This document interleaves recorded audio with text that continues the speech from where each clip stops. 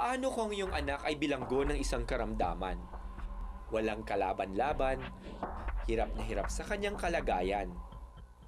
Hanggang saan, hanggang kailan mo siya makakayang alagaan? Ang biliary atresia, isang nakamamatay na karamdaman. Ilang dekada na nagpapahirap sa marami nating kababayan. Napaka-delikadong sakit niyan na kapag ang bata ay hindi na operahan, ang kanyang atay unti-unting masisira hanggang sa dumating ang panahon, siya ay susuka ng dugo. Isa sa bawat 15,000 tao, taglay ang biliary atresia. Ang mga kaawa-awang sanggol ang madalas na tinatamaan ng sakit na ito. Pamamaga ng atay ang karaniwang sanhi ng karamdamang ito. Madalas na nakukuha ng bata habang pinagbubuntis pa lamang siya. Nababara ang duct o tubo ng atay kung kaya't hindi nakakadaloy ang bile o ang likidong inilalabas ng atay. Dahilan upang mamaga ito. Kapag wala tayong bile na hindi dumadaloy mabuti, ngayon yung bata nagkakaroon ng malabsorption of fat, kaya yung mga bata niyan hindi tumataba. Madali lamang malaman kung may biliary atresia ang isang sanggol. Kadalasan, naninilaw ang mata at balat ng bata. Maputla ang dumi, ihing kulay tsaa, masyadong mababa ang timbang, at ang pinakahuli, bahagyang pamamaga ng tiyan. Kukuha lang tayo ng kaprasong laman sa kanyang atay para ito ay talagang ma-examine natin under the microscope. At pag nakita natin doon na talagang mukhang barado ang tubo ng atay, then kailangan itong maoperahan. Liver transplant lang ang tanging sagot ng medisina ngayon pagdating sa sakit na ito. May kamahalan ito at sa maniwala kayo't sa hindi, iilan pa lamang dito sa atin na nagkakaroon ng matagumpay na liver transplant. Napakahalaga ng ating atay na kapag nasira yan completely, para mabuhay lamang ang isang bata, kailangan mabigyan siya ng bagong atay. And the only way to do that, the only mode of treatment, is a liver transplant.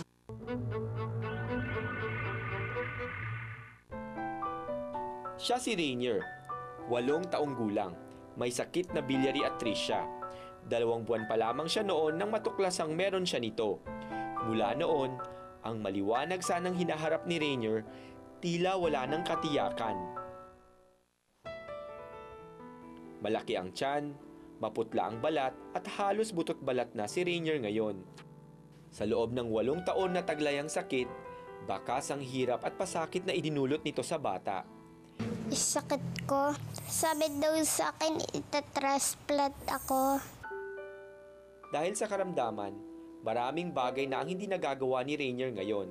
Hirap kasi siya sa kanyang pagkilos at kadalas ay nananakit pa ang namamagang tiyan. Kaya't sa loob na lang ng bahay umiikot ang mundo niya. Hindi magawang makipaglaro sa ibang mga bata o makapamasyal man lang. Kasi baka magkasakit ako eh. Dapat wala ako sakit kasi malapit na namin na transplant. Mabait, aktibo at masayahing bata sana si Rainier. Sa kanyang murang edad, punong-puno na ng mga munting pangarap ang bata. At sa kabila ng karamdaman, buo ang kanyang loob na darating ang araw. Matutupad niya ang mga ito. Gusto ko maging taga-tinda ng kotse. Kasi, bakit gusto mo magtinda ng kotse? Kasi mahilig ako sa kotse. Mahirap man ang kanilang kalagayan, lakas loob itong tinatanggap ni Gloseline, ina ni Rainier. Handa raw silang magsakripisyo, makita lamang na normal muli ang pinakamamahal na anak. Mahirap talaga, kaya lang kailangan mo maging malakas para sa kanya. Tsaka siya mismo pinalakas na rin niya kami. Sa kagustuhang mapagaan ang nararamdaman ni Rainier, nadala na nila ito sa iba't ibang espesyalista. Sumailalim na rin ang bata sa iba't ibang medical procedures. Pero tanging liver transplant na lang daw na nagkakahalaga ng 3 milyong piso ang makakasalba sa buhay ng bata. Kung hindi, maaari siyang mamatay dahil sa komplikasyon. Ang pinaka nangyayari dyan, nagkakaroon siya ng end-stage liver disease o cirrhosis. Kapag nagkaroon ka ng cirrhosis, ngayon, ano ginagawa niya? Pwede na ikaw ay sumuka ng dugo. Malaki yung aking na makakasurvive siya. Kasi si Rainier kasi fighter talaga yun. malakas ang ano rin niya na papagalingin siya ni Papa Jesus. Suntok man sa buwan, umaasa pa rin si Gloseline na makakalikom ng halaga para maoperahan si Rainier. Gagawin nila ang lahat, mailigtas lamang ang buhay ng anak. At sa ngayon, may nilikha pa silang website para higit na matulungan ng pagpapaopera sa bata. Sana matulungan niyo rin kami na makaipon. Sana tulungan mo ako para matransplant na ako. Para lahat magawa ko na. Liver transplant? Sagot na nga ba sa Biliary at Tricia? Abangan sa aming pagbabalik.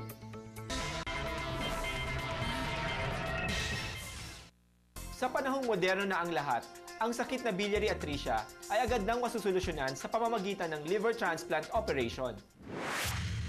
Mahalaga ang bawat oras. Kritikal ang bawat sandali. Sa bawat liver transplant, isang buhay ang maaaring maisalba.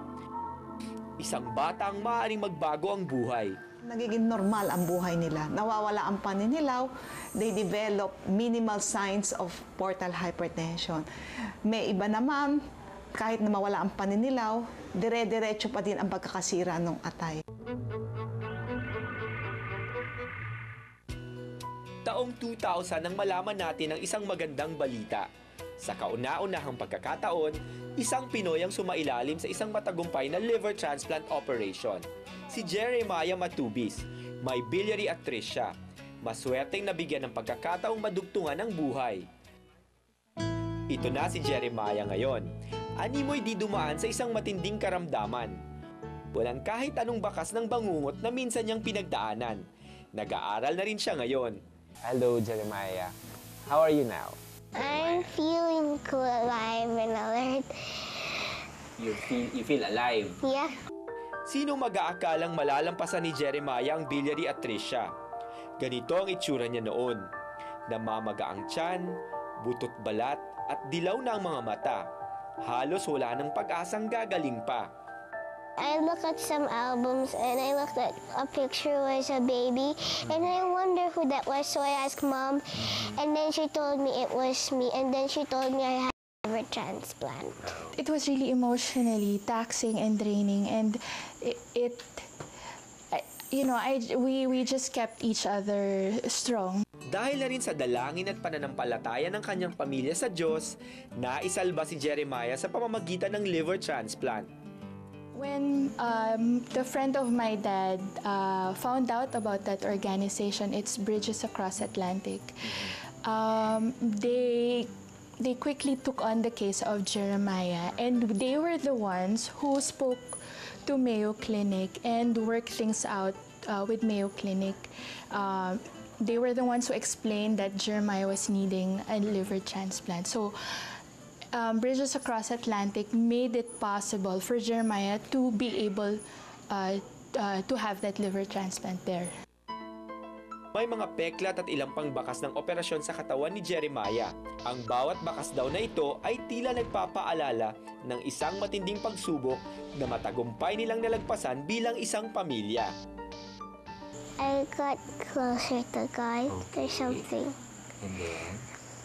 And then I knew that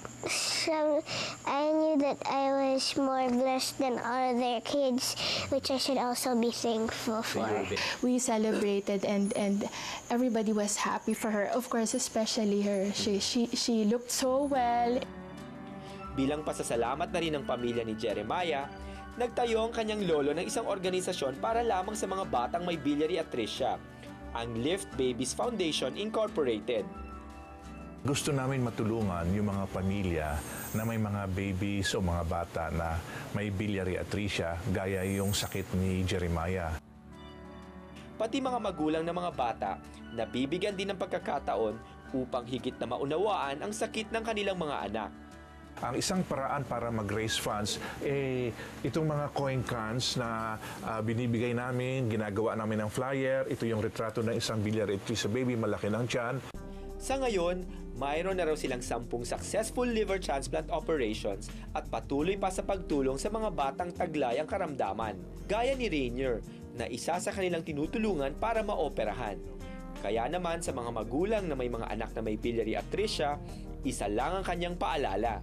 Importante malaman ng mga pamilya kung anong sakit ng bata nila kasi because kailangan malaman agad ang baby na may biliary atresia pagkat within 2 months kailangan mabigyan ng Kasai procedure.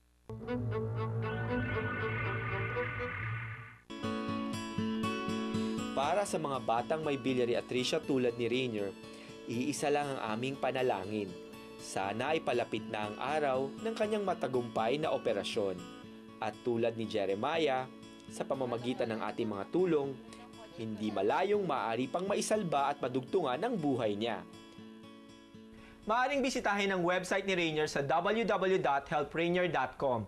Pwede ring ibigay ang inyong mga donasyon sa Banco de Oro Savings Account Number 330-112-910, Equitable PCI Bank Savings Account Number 046-342-471-3, at BPI Family Savings Account Number 612-346-935-4.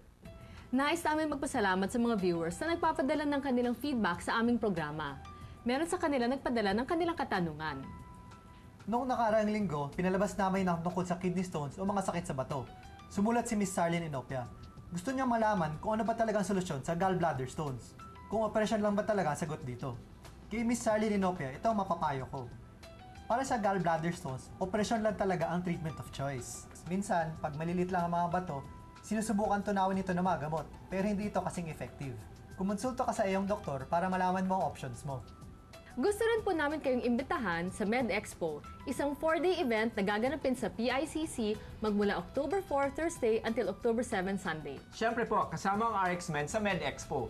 Magbibigay kami ng free skin consultation at body mass index measurement sa mga bibisita sa aming booth. Marami rin po mga giveaways, kaya asahan po namin ang inyong pagdating.